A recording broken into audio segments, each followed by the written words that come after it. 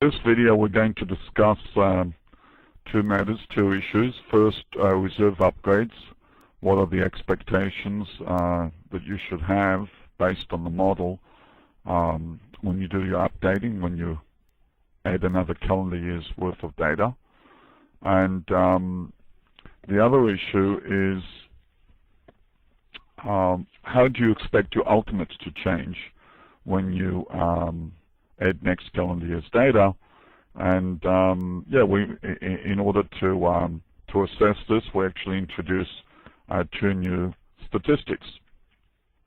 So we're going to create a triangle which is deterministic. It's going to be based on this equation here. In accident year W, so on logarithmic scale, development year D. This means that in this cell in accident year W and the corresponding development year is D, the calendar year must be W plus D. So now the level is 10, the decay is 30%, and the inflation is 5%. So if you're in calendar year W plus D, the number of calendar years since the first one is W plus D minus 1, and you multiply by 0.05, which is the calendar year trend. It's constant on a log scale. There's no n component, so these are just deterministic numbers. The resultant decay, you add the 5% to the 30% is minus 25%. And so let's see what the triangle looks like. You can do this yourself in a spreadsheet. So let's suppose it's run off completely by development year 5. So after development 5, just for illustrative matters, it kind of runs off and you don't pay anymore. So this is the triangle from 1999 to 2004. This bottom part of the triangle will be the payments in each cell and each future cell. These are the reserves by accident year. These are the ultimates by accident year, all deterministic numbers. Then you add the next calendar year's data, which now becomes paid losses, and these are the reserves, and so on. So a summary of these two tables is in the next page. So the reserve and ultimate as at year-end 2004, these are the ultimates. And you'll see that the ultimates are the same. They don't change at the end of year 2005. But the ultimates from accident year to accident year, on a log scale, they increase by 5%, on a dollar scale by just over 5%. Okay. Now what happens to the total reserves? You'll see that the total reserves at the end of 2004 is just over 169, whereas the total reserves at the end of 2005 are 177,746. So the total reserves actually also increase, and they need to if you're going to keep consistent estimates of prior year ultimates on updating. So let's see what actually happens here. At the end of 2004, the reserves is the sum of all the paid losses in these cells. 1 year later, the reserves are the sum of all the cells, paid losses, and the cells in the triangle below. But for every cell in the triangle at the top, there's a cell below it, in the accident year below it, same development year, which is 5% larger. And that's the reason for the total reserves also to increase by 5%, just over 5% on a dollar scale. I guess 1.0512 will be the increase.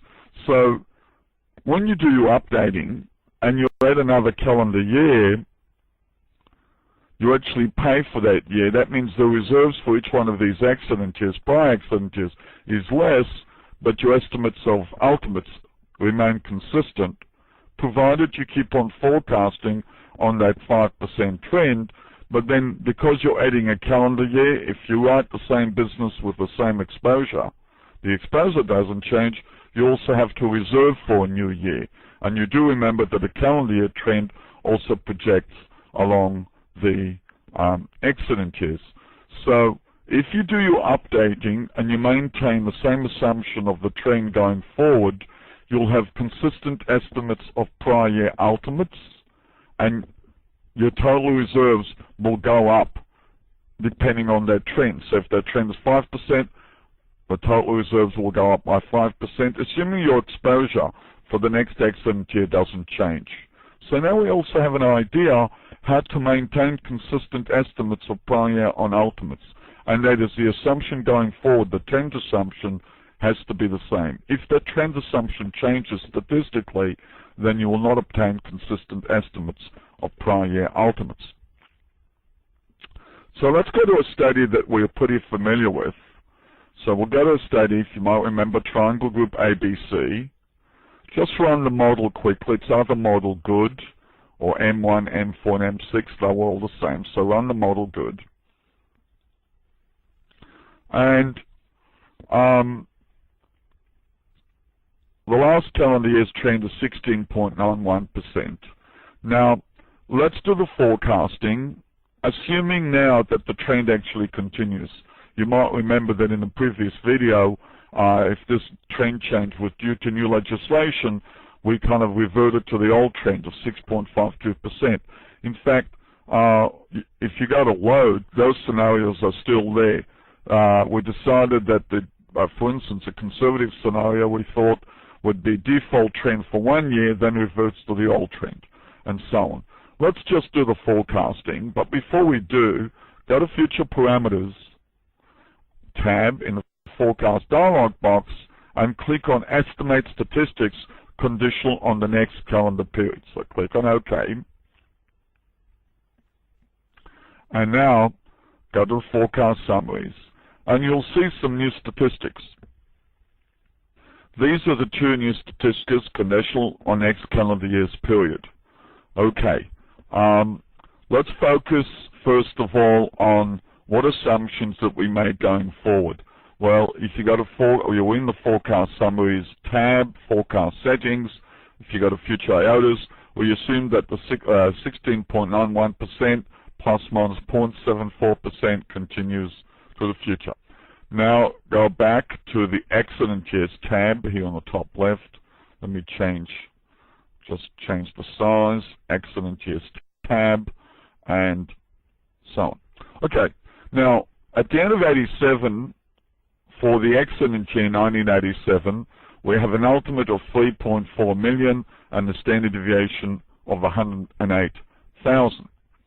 Now, let's look at the following experiment, a simulation that we might do, because these statistics these statistics are calculated mathematically, but you'll get the same answers if you do the same simulation. If you do a simulation, the following simulation. What I want to go to, erase all ink slides. Let's suppose now you do the following simulation. You simulate the next calendar year using the predictive aggregate loss, distribution part of the system, which we haven't dealt with yet. But let's suppose using the model, you simulate the next calendar year. Okay. You then run the model on the expanded triangle. You estimate the same parameters, and the trend of 16.91% will still manifest itself for the next calendar year. It's based on your simulation. At the end of this calendar year, you're still going to go with the default trend of around 16.91% when you do your forecast. You'll get estimates of ultimates, which are not going to be exactly the same as the estimates we have now. Statistically, well, they'll be the same, but not exactly the same. Numerically, one won't take the same values, but statistically, they will be the same. Now, you perform this experiment again. So now you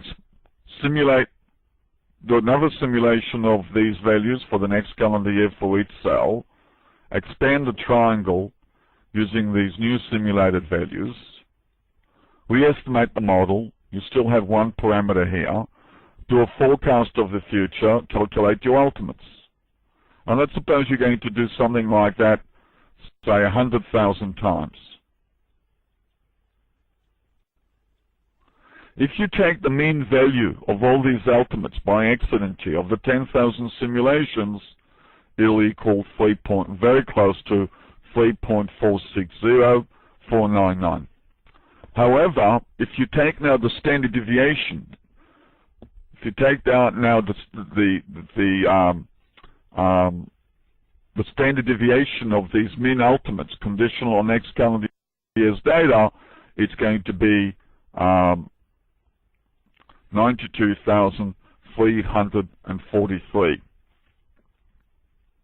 Okay, so you calculate the standard deviation of these mean ultimates. So for each simulation,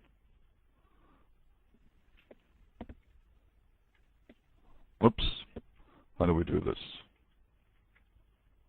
Not good enough. So for each simulation, you have a mean ultimate. If you calculate the standard deviation of all these mean ultimates, it'll be 902,343. So that gives you an idea of what variation there would be in the mean ultimate conditional on next calendar year's data. Now, every time you do the simulation and you calculate the mean ultimates conditional on next calendar year's data for a particular simulation, you also calculate the standard deviation of that ultimate. And for each simulation, the standard deviation will be slightly different. Now, on average, the standard deviation of the ultimate conditional on next year's data will be lower than that value. Why? The standard deviation that you currently have. Because conditional on next calendar year's data, the parameter uncertainty will reduce. You're estimating the same parameters, the same model, with more data, and your forecasting horizon now is shorter. So suppose you go to this particular development year, when you add the next calendar year, you still forecast to the same development year. Was it 30, 40, 50, and so on? Yeah, so the standard deviation will reduce. So now this becomes the average of the standard deviations, or the mean of the standard deviations, conditional on next calendar year data, which is less. The 56 is less than 108. And kind of the 56 will be a kind of number that you might expect to have, something more similar to the 64,000 now that you have for 1986. Because today, 86 is relative to 87. It's 1 year before 87. Next year, 87 will be the year before 1988.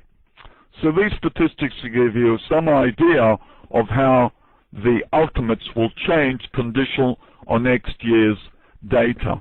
Now, we've made one assumption here, which is quite critical. These statistics only mean something.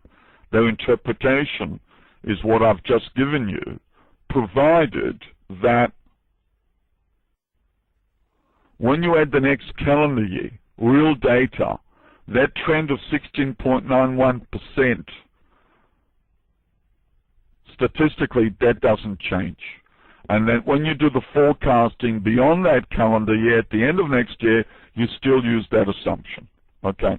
If instead we go back and go to forecast dialog box with the yellow arrow, and we load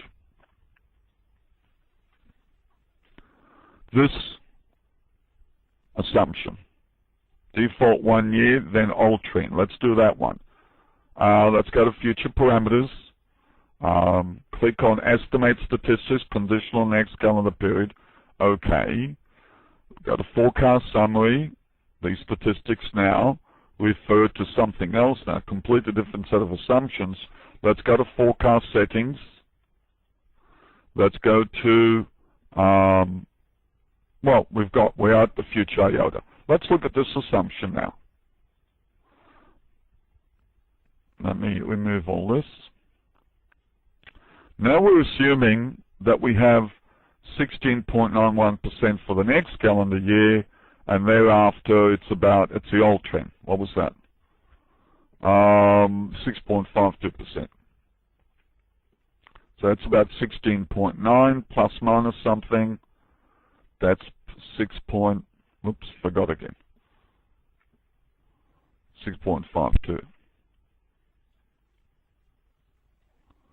Now these statistics are going to be meaningful, the conditional statistics will be meaningful if in fact the trends play out according to these assumptions. The next calendar year will manifest itself along the 16.9% line, and thereafter, at the end of next calendar year, you are going, when you do your forecasting, you're going to revert to that assumption. So these statistics now, these new statistics, if you go to accident years, the ultimate now is 2.9 million. It's 2.8 million. It's got this standard deviation. If the assumption that we've made manifests itself to 6.1 for the next calendar year and thereafter, you're going to do your forecasting at 16.52. That's how much sort of would be the standard variation in the mean ultimates conditional on the next year. This value here, 57. And the standard deviation of 66.59 on the average will drop to 32. The 41 will drop to 20. Okay? So the statements we're making, these statistics, can only be interpreted in terms of what assumptions you're making going forward, and at the same time that at the end of the next calendar year, the assumption for the next calendar year does actually play out, and the assumptions you'll make at the end of 1988 are the ones that you're making now beyond 1988. Okay. Thank you.